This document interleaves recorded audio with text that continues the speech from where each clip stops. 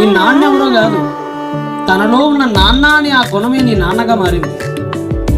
నువ్వు పొద్దున్న లేగిస్తే అరిచింది అమ్మ ఎవరో కాదు, తనలోని అమ్మ ప్రేమే అమ్మగా మారింది.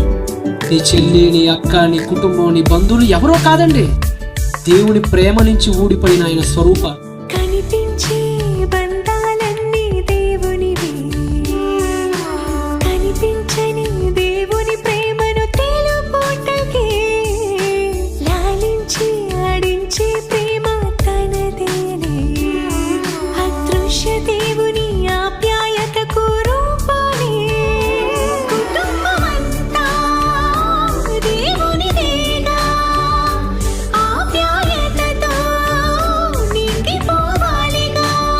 మరి వీళ్ళందరితో ఎప్పుడు గొడవలు పడుతూనే ఉంటారా?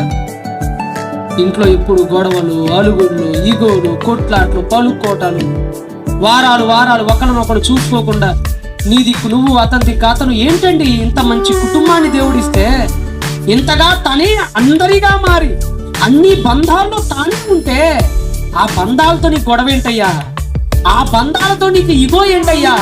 ఆ బంధాలతో పలుకోకుండా ఈ అడుగులు ఎంతకాలం అయ్యా? నీ కుటుంబంలో శాంతి సమాధానం లేకుండా ఎందుకు బజారు ఈడుస్తున్నావయ్యా? ఒకసారి ఆలోచించు. అందరితో బాగుంటుంది.